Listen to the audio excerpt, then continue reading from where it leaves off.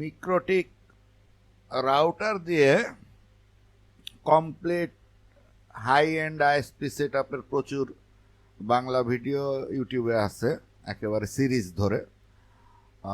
কিন্তু মিক্রোটিক সিআরএস 300 সিরিজের যে একেবারে প্রোডাকশন গ্রেডের যে সুইচগুলা, এই সুইচগুলা নিয়ে বাংলা শুধু না, ইংরেজিতেও কোথাও সেরকম কোনো ভালো টিউটোরিয়াল নাই।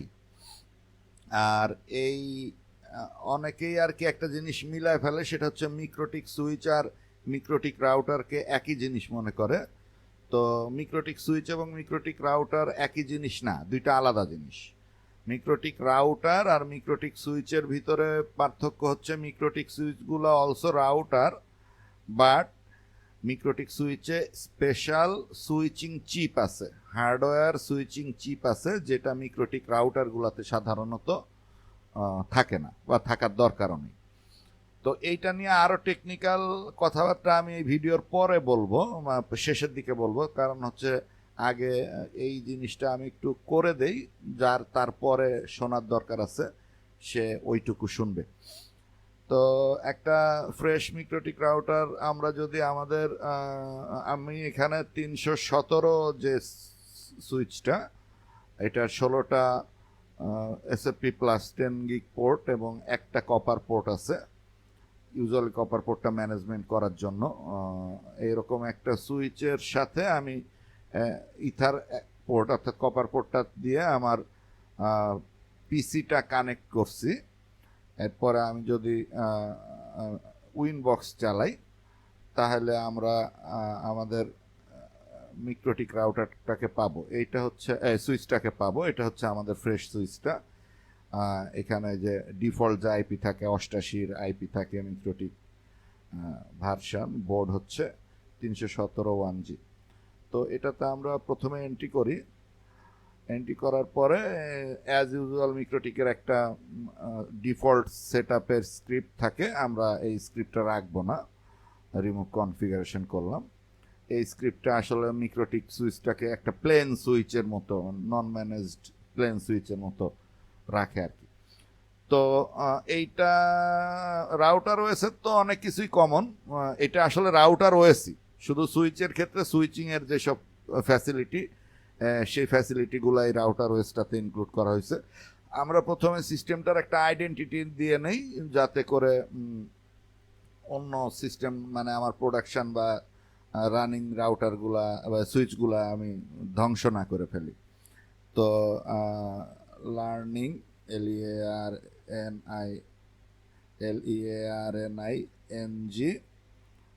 317, এইটা আমরা আইডেন্টিটি দিলাম। এখানে লার্নিং 317 আসলো। আমরা আবার একটু যাই,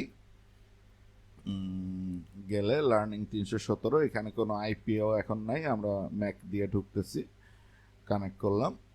আচ্ছা, কানেক্ট করার পরে আমাদের মিক্রোটিক সুইচ, মিক্রোটিক 300 সিরিজের সুইচ, খেয়াল করতে হবে 200 এবং 100 বা আগের সিরিজের সুইচগুলোর অপারেশনও ভিন্ন। 300 সিরিজের সুইচগুলাই আসলে কমপ্লিট প্রোডাকশন গ্রেডের সুইচ।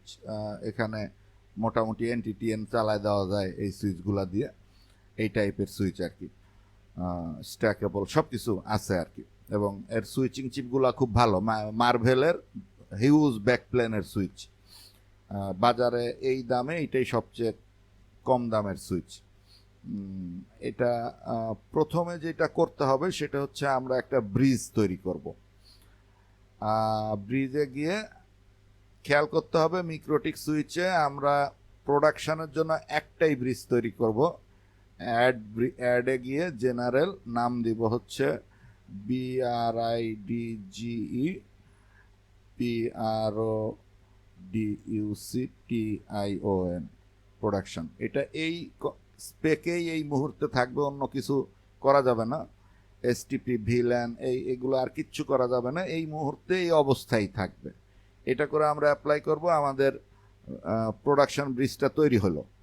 আচ্ছা, প্রোডাকশন ব্রিজটা তৈরি করার পরে আমাদের যেটা করতে হবে, আমাদের এই সুইচ ম্যানেজ করার জন্য একটা ম্যানেজমেন্ট ভিলেন তৈরি করতে হবে।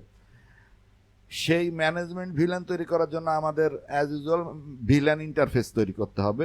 ইন্টারফেসে যাব, ভিলেনে আসব, এখানে প্লাসে ক্লিক করে আমরা ম্যানেজমেন্ট MANEGMENT VLAN, আমরা ধরা যাক যে আমরা এই ম্যানেজমেন্ট ভিলেনটা 41 ভিলেনে ম্যানেজ করব।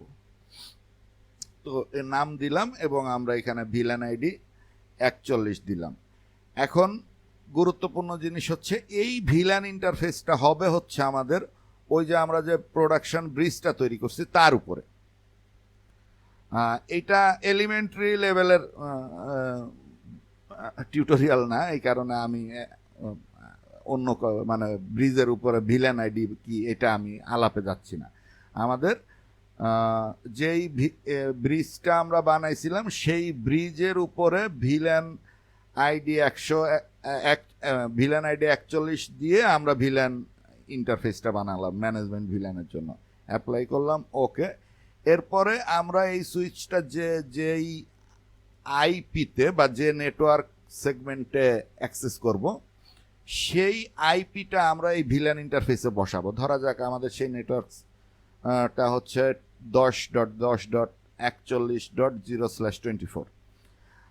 তাহলে আইপি অ্যাড্রেসে যাব, অ্যাড করে 10.10.10 আমরা এই ইন্টারফেসটা এই সুইচটার আইপি নিচ্ছি ধরা যাক 40/24, আর আমরা এই আইপিটা বসাবো হচ্ছে ওই আমাদের যে ম্যানেজমেন্ট ভিলেনটা তৈরি করছি 41 তার উপরে, সেই ইন্টারফেসে বসাবো 10.10.41.40.24।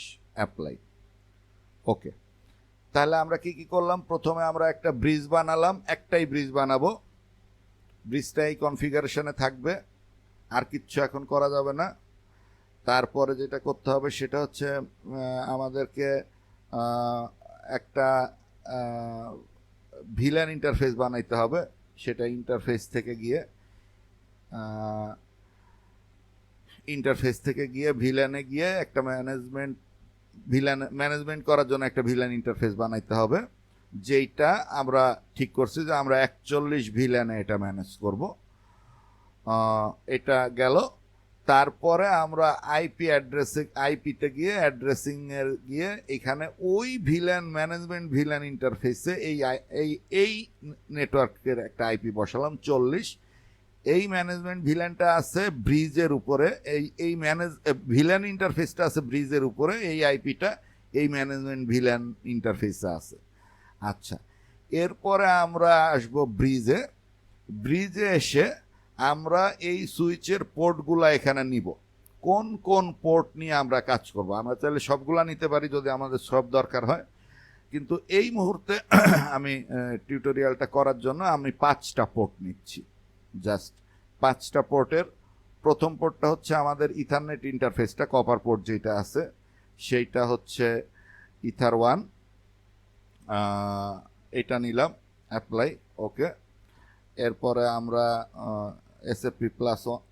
আচ্ছা, একটা জিনিস খেয়াল রাখতে হবে, যেহেতু আমি এই ইথারনেট ইন্টারফেস দিয়ে ব্রিজটাতে কানেক্টেড ছিলাম, ইথারনেট ইন্টারফেসটা ব্রিজটাতে অ্যাড করার সাথে সাথে সুইচটা তার কমিউনিকেশন রিসেট করছে, এই কারণে আমি একবার ডিসকানেক্ট হয়ে যাবো।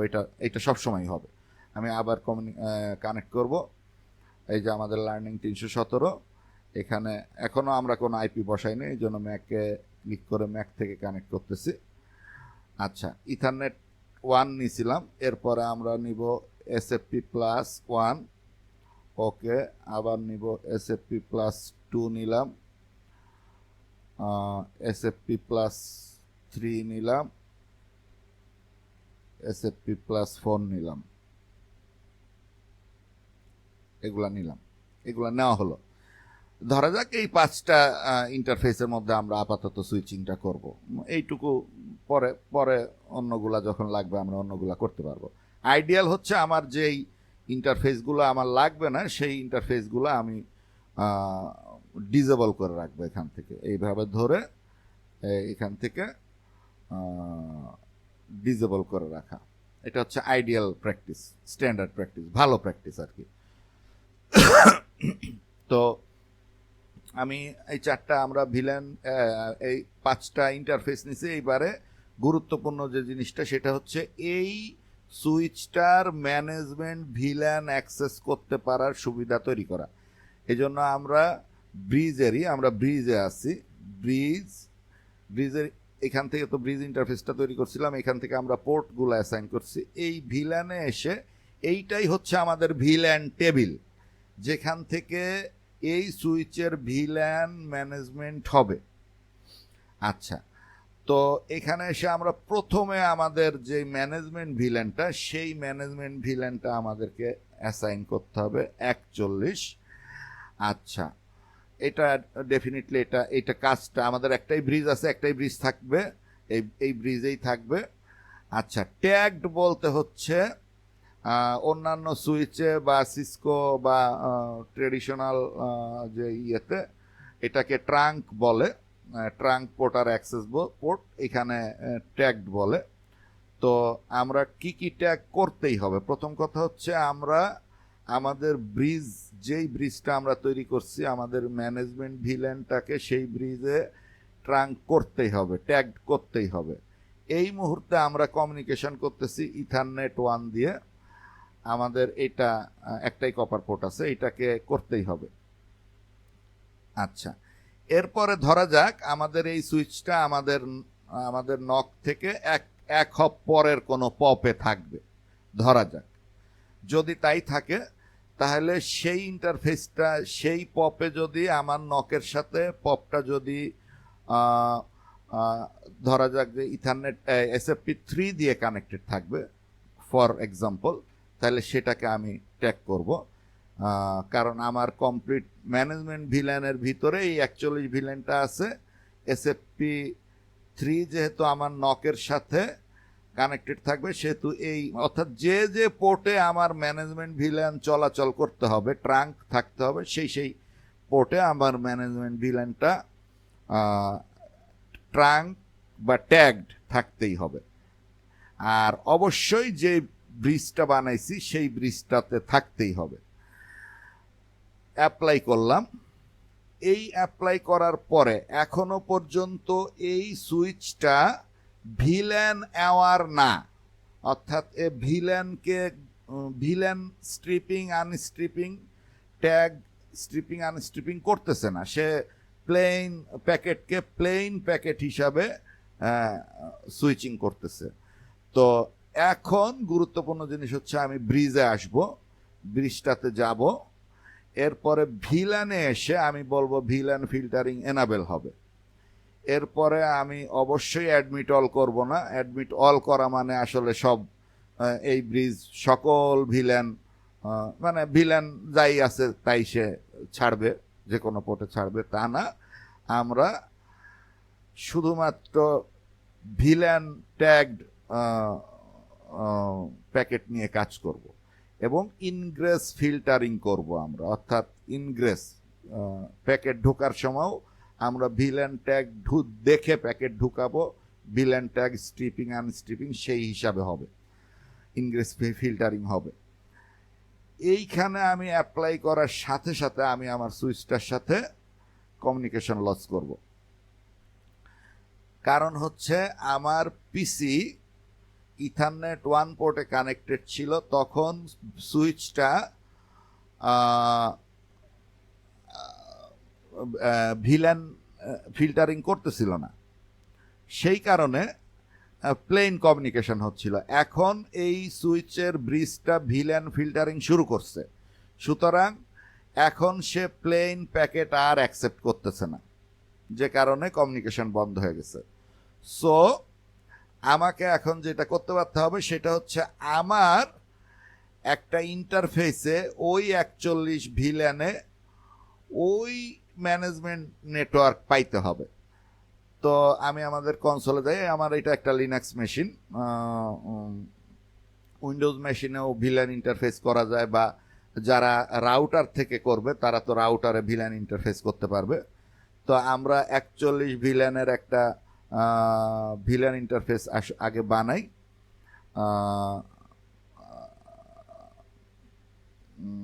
ভিলেন ইন্টারফেস বানানোর কমান্ডটা লিনাক্সে এরকম: আইপি লিঙ্ক অ্যাড লিঙ্ক বিআইএনটি, আমি এটা নাম দিছি বিআইএনটি মানে বিল্ট ইন ইন্টারফেস, এটা একটা পিসি। এটা হচ্ছে হার্ডওয়্যার ইন্টারফেসটা, যে ইন্টারফেসের উপরে আমার ভিলেন ইন্টারফেসটা হবে, নাম হবে BINT.41। এটা লিনাক্সের ট্রেডিশন এরকম যে কোনো ভিলেন ইন্টারফেস যদি হয় তাহলে আগে হচ্ছে ওই ইন্টারফেসটার নাম, তারপর ডট দিয়ে ভিলেন আইডিটা থাকে, যা ম্যানেজমেন্ট করার জন্য সুবিধা হয়। আর এটা হচ্ছে টাইপ হচ্ছে ভিলেন, আইডি হচ্ছে 41। এই কথাটা বলে আমি একটা ইন্টারফেস তৈরি করলাম, ভিলেন ইন্টারফেস। এখন যদি আমি আইপি লিঙ্ক লিস্টে যাই তাহলে আমি আমার এই BINT.41 ভিলেন ইন্টারফেসটা পাবো। আমাকে আগে এই ইন্টারফেসটা আপ করতে হবে। IP link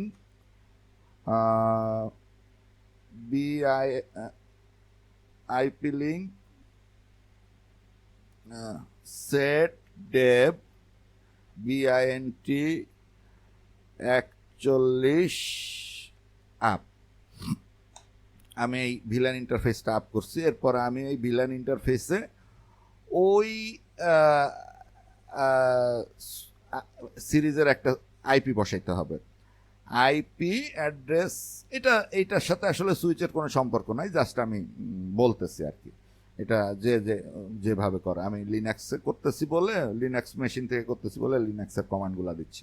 IP a del, sorry del না, এটা হবে অ্যাড, আইপি অ্যাড্রেস অ্যাড 10.10. ওই যে আমাদের সেই সিরিজটা 41, আমি এই পিসিটার আইপি দিচ্ছি 3, ডেভ হচ্ছে BINT41, যে ইন্টারফেসে আমাদের এই আইপিটা বসবে।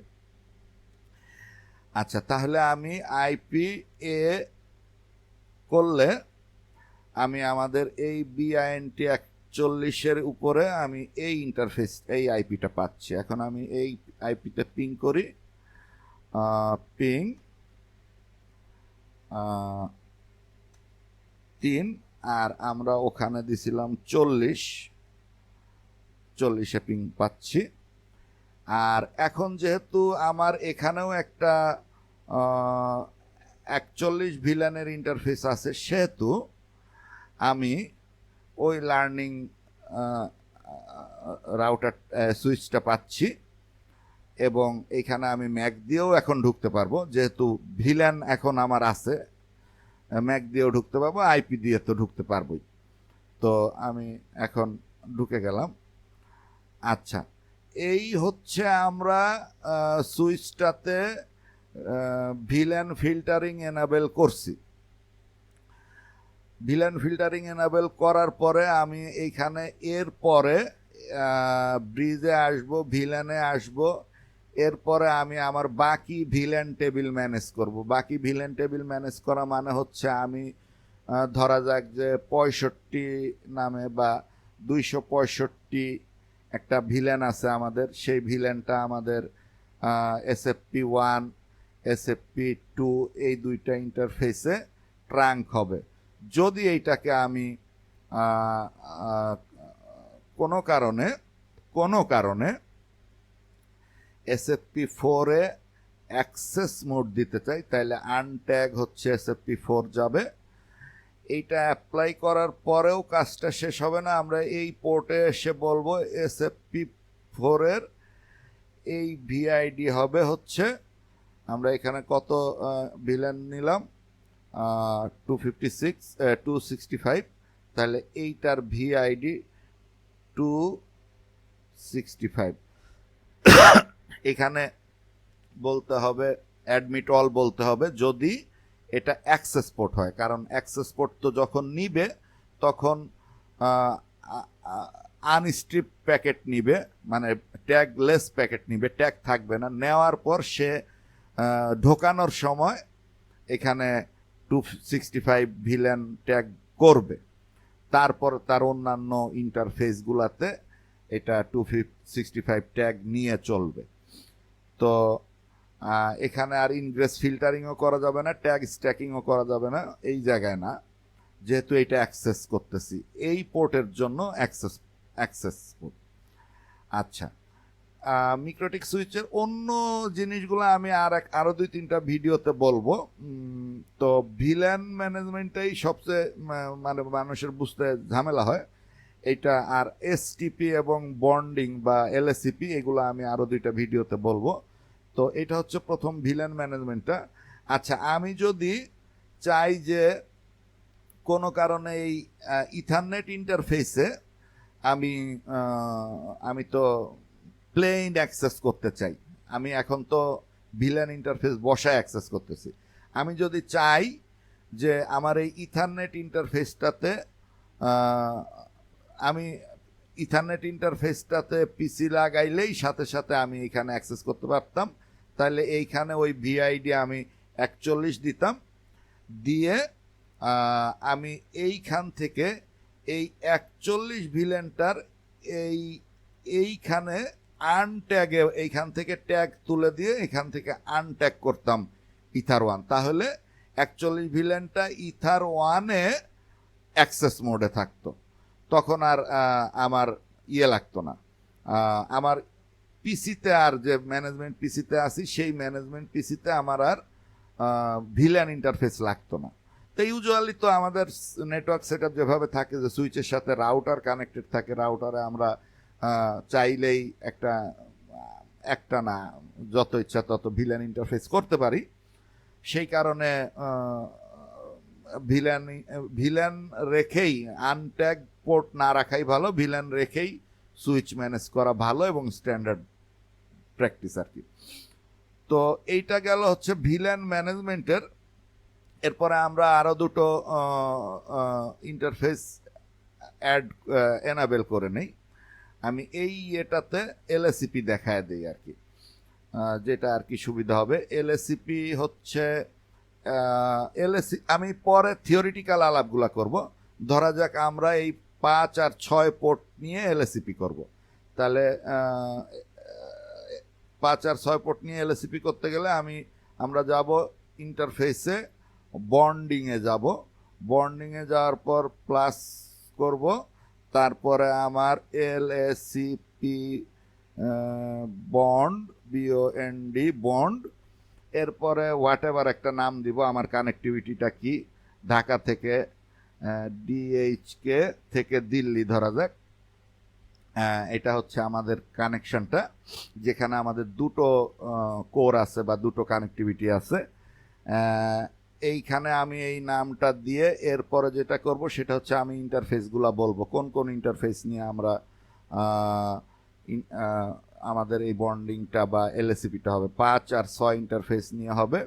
এইখানে খুব গুরুত্বপূর্ণ জিনিস হচ্ছে মিক্রোটিকের ট্রেডিশনালি বা এটাকে কি বলে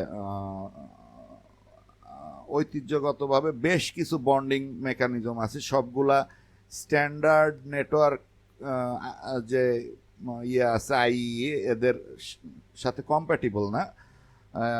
যেটা আর কি হার্ডওয়্যারে সুইচিং চিপে হবে সেটা হচ্ছে 802.3AD, এটা আমরা সবাই জানি। এই প্রোটোকল সকল সুইচ, যেসব সুইচ এলএসিপি সাপোর্ট করে তারা এই প্রোটোকলটা সাপোর্ট করে। তো আমাদের এটা দিতে হবে।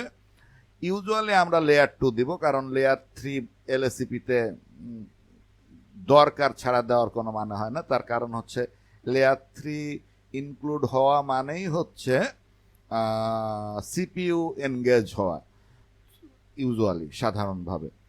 তো যেহেতু এইটা একটা অলসো রাউটার, কিন্তু রাউটার হলেও এর সিপিইউ কম, এর মোটে 2টা কোরের সিপিইউ আছে, এটা আসলে সুইচ হিসাবে ব্যবহার করার জন্য তৈরি হয়েছে, এই কারণে আমরা এটা দিব না। আর সব স্ট্যান্ডার্ড এটা লিঙ্ক মনিটরিং কোন হবে, এমআইআই দিয়ে হবে, লেয়ার 2 কতক্ষণ পর হবে, এই জিনিসগুলা দিয়ে আমরা বন্ড ইন্টারফেসটা করব। খেয়াল করতে হবে যেই ইন্টারফেসগুলা নিয়ে আমরা বন্ড করব বা এলএসিপি ইন্টারফেস করতেছি সেই ইন্টারফেসগুলা ব্রিজে থাকতে পারবে না। অর্থাৎ 5 নাম্বার এবং 6 নাম্বার পোর্ট নিয়ে আমরা এলএসিপি করতেছি, এইগুলা ব্রিজে থাকতে পারবে না। আমরা এখানে অ্যাপ্লাই করলে আমরা এখানে একটা এলএসিপি বন্ড ইন্টারফেস পাইছি। আমরা এখন এই জায়গায় এই বন্ড ইন্টারফেসটাকে ব্রিজের পোর্ট থেকে আমরা এই জায়গায় এই বন্ড ইন্টারফেসটাকে এইখানে দিয়ে দিব। আমাদের বন্ড ইন্টারফেসটা হচ্ছে এলএসিপি বন্ড, এইটা এখন এই ইন্টারফেসটা এখন একটা ইন্টারফেসের মতো দেখবে, আমাদের ব্রিজটা একটা ইন্টারফেসের মতো দেখবে। তখন আমরা এটা অ্যাড করে দেওয়ার পরে বাকি সব কিছু আমরা এখান থেকে ধরা যাক যে এই ইন্টারফেসেও আমরা এইটাকে ট্যাগ চাই এই বন্ডিং ইন্টারফেসে, তাহলে আমরা এই এলএসিপি বন্ড এটাও আমরা 265 পোর্টে অ্যাক্সেস মোডে দিলাম। তো এই হচ্ছে বন্ডিং। এবং বন্ডিং আমি এই কারণে বারে বারে বলতেছি, কারণ মিক্রোটিকের কাছে এটা আসলে বন্ডিং। কারণ বন্ডিংয়ের পরে গিয়ে মিক্রোটিকের সাপোর্টেড প্রোটোকলগুলোর মধ্যে স্ট্যান্ডার্ড প্রোটোকল যেটা এখানে আছে, এইটা এই প্রোটোকলের যেটা আর কি হার্ডওয়্যারে বোঝে, এই প্রোটোকল 802.3 এডি প্রোটোকলের বন্ডিং এটা। এই মিক্রোটিকের আরও অনেকগুলা বন্ডিং আছে, সবগুলা হার্ডওয়্যারে হয় না, কোনোটা সফটওয়্যার লেভেলে হয়, অর্থাৎ সিপিইউ এনগেজ হয়, আমাদের সেগুলার দরকার নাই। তো এই বন্ড ইন্টারফেসটা হয়ে যাওয়ার পরে আমরা এই ইন্টারফেসটাকে দেখব হচ্ছে একটা জেনারেল ইন্টারফেসের মতো। এই ইন্টারফেসের উপরে এসটিপি, আরএসটিপি, এমআরএসটিপি সব কিছু একটা ইন্টারফেস হিসাবেই চলবে। অর্থাৎ আমাদের যদি আরও একটা সুইচের সাথে টোটাল 3টা কানেকশন থাকে, এই বন্ড ইন্টারফেসে 2টা কানেকশন, আরেকটাও যদি কানেকশন থাকে, তাহলে এই বন্ড ইন্টারফেস 2টা এলএসিপিতে কাজ করলেও থার্ড ইন্টারফেসটা এসটিপি মোডে কাজ করবে, এবং এটা মিক্রোটিক সুইচে অটোই হবে। আমরা শুধু এসটিপি পাথ কস্ট বা অন্যান্য জিনিসগুলা ঠিক করে দিব। আর এসটিপি করার ব্যাপারগুলা হচ্ছে এই ব্রিজের এখানে এসটিপির পাথ কস্টগুলো এখান থেকে পোর্টের থেকে বলা যায় যে এসটিপিতে গেলে আমার এই পাথ কস্ট কি হবে। আর আমি যদি কোনো একটা লিঙ্কে এসটিপি চাই না, তাহলে বিপিইউ গার্ড এনেবল করে দিলে আমার ওই লিঙ্কের সাথে, ধরা যাক এটা আমার একটা এজ সুইচ, এই সুইচের সাথে আমার অন্য নেটওয়ার্ক কানেক্টেড, তাদের সাথে আমি কোনো এসটিপি চাচ্ছি না, তাহলে আমরা এখানে বিপিইউ গার্ড অন করে দিব। তাদেরকেও আমরা বলবো তুমি বিপিইউ গার্ড অন করো, যাতে বিপিইউ প্যাকেট না আসে, বিপিডিউ প্যাকেট না আসে এইখানে, যাতে এসটিপি না চলে, তাহলে আর এসটিপি চলবে না। এসটিপি ম্যানেজমেন্ট আরেকটু আমি আরেকটা ভিডিওতে বলবো, বা অন্য আর যেসব ব্যাপার আছে আরেকটা ভিডিওতে বলবো। যেমন এখানে কিউ অর্থাৎ ভিলেন টানেলিং যেটা বলে, একটা ভিলেনের ভিতর দিয়ে আবার 4000 ভিলেন নিয়ে যাওয়া, সার্ভিস ভিলেন যেগুলা, সেই জিনিসটা। এবং এখানে যে edge, auto, point to point, এই বিষয়গুলো আমি ব্যাখ্যা করে দিব অন্য একটা আরো 2-1টা ভিডিওতে। এখন আমি থিওরিটিক্যাল যে আলাপগুলা করার কথা ছিল সেইগুলা একটু করি। সেই আলাপগুলা হচ্ছে এই যে মিক্রোটিক রাউটার হিসাবে জনপ্রিয় হওয়ার কারণটাই হচ্ছে এর এই উইনবক্স। প্রথমত এর উইনবক্সটা, যখন সিসকো ছিল ডিফ্যাক্টো, নেটওয়ার্কিংয়ের ডিফ্যাক্টো ছিল সিসকো, তখন নেটওয়ার্কিং এমনি একটা জটিল অপারেশন। কারণ আমার নিউমেরাস ডিভাইস আমার চোখের সামনে নাই, কোথায় কি হচ্ছে আমি চোখে দেখতে পারতেছি না। এই জিনিসটা সিএলআই দিয়ে ম্যানেজ করা আসলে এটা মানবিক ব্যাপার না। তো সেখানে এবং একটা রাউটিংয়ে বিভিন্ন রকম ব্যাপার থাকতে পারে, বিজিপি, ওএসপি, বক্করচক্কর যা কিছু আছে, এই সব কিছু আমি সিএলআই মোডে বসে বসে দেখব কনফিগার করার চেয়েও বড় সমস্যা হচ্ছে আমার এটা মনিটর করতে পারা। তো এই জিনিসটা আসলে মানবিক ছিল না।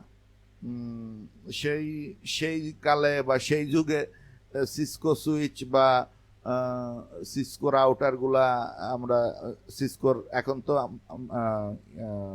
অ্যাপেলের ওএস এর নাম আইওএস, তখন সিসকোর ইন্টার নেটওয়ার্ক প্রোটোকল, যেটা নেটওয়ার্ক অপারেটিং সিস্টেম, ওইটা ছিল আইওএস, নাম ছিল সিসকোর। যাই হোক, তো ওইখানে কোনো গ্রাফিক্যাল ইন্টারফেস ছিল না।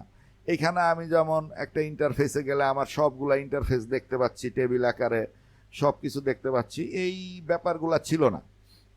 না থাকার কারণে মিক্রোটিক জনপ্রিয় হয়। এটার আরও একটা কারণ হচ্ছে মিক্রোটিক আসলে লিনাক্স কার্নেল। এটা আমি এই কারণে বলতেছি যে এই সুইচ ম্যানেজ করতে যায় আমাদের মিলতেছে না কেন অন্যান্য সুইচের সাথে। মিক্রোটিক একবারে লিনাক্সের কার্নেলটা নিছে। লিনাক্সের কার্নেলটা নেওয়া খুবই বুদ্ধিমানের কাজ, কারণ হচ্ছে গুগলও লিনাক্স কার্নেলটা নিছে অ্যান্ড্রয়েড বানানোর জন্য। এবং এই লিনাক্স এখন কিসে চলে না সেটাই হলো একটা প্রশ্ন আর কি।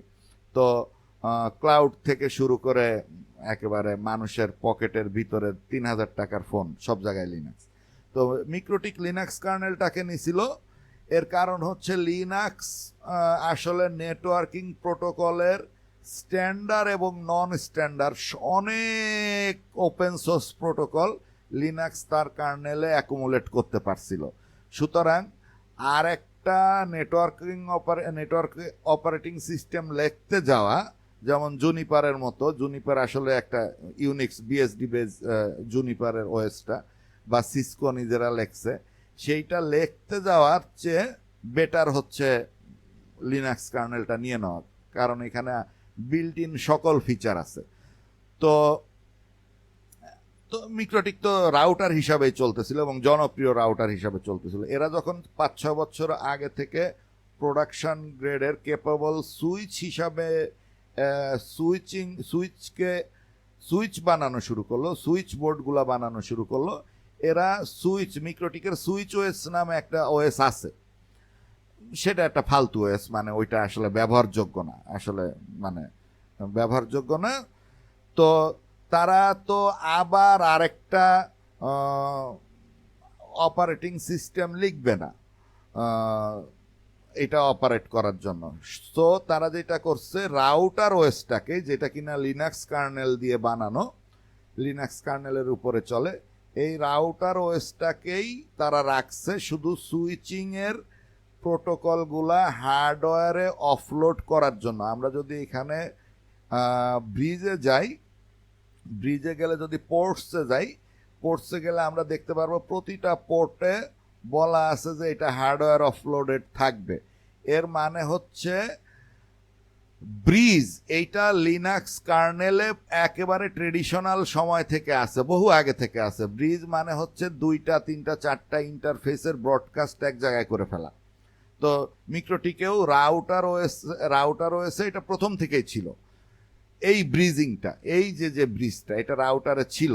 কিন্তু এই ব্রিজিং এর ভিতরে 4টা ইন্টারফেসের ভিতরের সকল ব্রডকাস্ট এবং প্যাকেট অ্যাকুমুলেট করা এবং ম্যানেজ করা, এই সব কিছু যদি আমরা প্রসেসর, অর্থাৎ এর সাথে যে ARM প্রসেসর আছে, এটা দিয়ে করতে যাই, তাইলে এটা হবে না, বা এটা সম্ভব না। কারণ এটা ওয়্যার স্পিডে গিগ প্যাকেট তো আর ওই ARM প্রসেসর ম্যানেজ করতে পারবে না। এই কারণে সুইচিং চিপ দিয়ে স্টাইলটা আগের মতোই রাখছে, যে আগে লিনাক্স কার্নেলে যেভাবে ব্রিজ এবং পোর্ট ম্যানেজ করা হতো, সেভাবেই পোর্ট এবং ব্রিজ ম্যানেজ করা হচ্ছে। শুধু আমরা এখানে বলে দিচ্ছি যে আমাদের এই পোর্টগুলা হবে হার্ডওয়্যার অফলোডেড। হার্ডওয়্যার অফলোডেড মানে হচ্ছে এইটার প্রসেসিং সিপিইউতে যাবে না, এইটার প্রসেসিং আমার সুইচিং চিপ করবে। এইটা যদি একটা সিসিআর রাউটার হতো বা একটা বড় ডেল সার্ভারের উপরে মিক্রোটিকের সফটওয়্যার বসায় নেওয়া হতো, তাহলে সেখানে যেহেতু সুইচিং চিপ নাই, তখন এটা সুইচে না হয়ে সিপিইউতে হইতো, তখন সেটা ওয়্যার স্পিডে হইতো না। আর এই হার্ডওয়্যার অফলোড মানে হচ্ছে এইটা সুইচিং চিপে হচ্ছে, মার্ভেলের যে সুইচিং চিপ আছে এই সুইচিং চিপে হচ্ছে, কিন্তু অপারেশনের ধরনটা রাউটার ওএসের মতোই রাখছে। এই কারণে আমাদের এইখানে এই মিক্রোটিকের 3XX সিরিজের মানে 300 সিরিজের সুইচগুলাতে সুইচিং করতে গেলে এই গড়বড়টা লাগে, কারণ অন্য সুইচের সাথে এইটার অপারেশনটা মেলে না, এইটার অপারেশনটা রাউটার ওএসের সাথে মেলে। তো আবার রাউটার ওএসে তো আমরা আসলে মানে কেউ সুইচিং করতে যায় না, সিসিআর রাউটার তো কেউ সুইচিং করতে যায় না, এই কারণে ওই প্র্যাকটিসটা নাই, বা ব্রিজিং এইটা তো খুব বেশি লাগে না, বন্ডিং খুব বেশি লাগে না, এই কারণে ওই প্র্যাকটিসটা নাই বলে এই নলেজ ল্যাকিংসটা আছে যে মিক্রোটিক সুইচে কিভাবে আমরা সুইচ হিসাবে এটা স্ট্যান্ডার্ড সুইচ হিসাবে ব্যবহার করব, যেটা কিনা ওয়্যার স্পিডে গিগা গিগা, এটা সম্ভবত 250 বা 300 গিগস ব্যাকপ্লেন, সুইচিং ব্যাকপ্লেন এরকম, মানে হিউজ ব্যাকপ্লেন আর কি, এবং এগুলো ওয়্যার স্পিডে সুইচিং হবে। এবং এখন এবং এই কাজটা করতে তারা 4-5 বছর সময় নিছে, এখনো তারা ডেভেলপ করতেছে, মানে এখনো বেশ কয়েকটা টুকটাক সুইচিং এর প্রোটোকল এখনো তারা ইনক্লুড করে সারতে পারে নাই এই রাউটার ওএস এর সাথে, সুইচিং চিপের সাথে মিলায়। এই কারণে আসলে এইটার প্র্যাকটিসেও কম ছিল, এই কারণে আমার মনে হয় যে এইটার টিউটোরিয়ালও সেরকম একটা নাই। তবে তাদের যে ইয়ে আছে, টিউটোরিয়াল আছে, ডকুমেন্টেশন আছে, তাদের সাইটে যে ডকুমেন্টেশন আছে, এই ডকুমেন্টেশনটা ওই লাটভিয়া ওই দিকের হওয়ার কারণে আমরা তো ডকুমেন্টেশন পড়ার ক্ষেত্রেও এই ব্রিটিশ আমেরিকান স্টাইলে অভ্যস্ত, তো এই মিক্রোটিকের ডকুমেন্টেশন পড়ে বোঝাটাও একটু মানে রাশিয়ান বা ওই এলাকার লোকজনের কথাবার্তা, মানে ওরা হ্যালো বললেও মনে হয় আল্লাহ কি গুলি করলো নাকি, তো এই ধরনের কিছু ব্যাপার আছে, ডকুমেন্টেশনটা একটু পড়াও একটু কষ্ট আর কি। ইংরেজিতে লেখা, কিন্তু মানে আমরা তো একভাবে অভ্যস্ত, এই কারণে এইটা বোঝা একটু ঝামেলা। তো কিন্তু সব আছে তাদের ডকুমেন্টেশনে, একেবারে ডায়াগ্রাম করে করে দিয়ে সব আছে। আমি আসলে তাদের ডকুমেন্টেশনটা দেখেই এগুলা বুঝছি। আমার আসলে ঠেকা ছিল যে সবচেয়ে কম খরচে কিভাবে সুইচিং করা যায়, প্রফেশনাল সুইচিং। তো এই ভিডিওটা আমি এখানে শেষ করে দিচ্ছি। আমি এর সাথে আরো 2টা ভিডিও দিয়ে কিউ এবং আরো টুকটাক যা আছে কভার করে দিব ইনশাল্লাহ।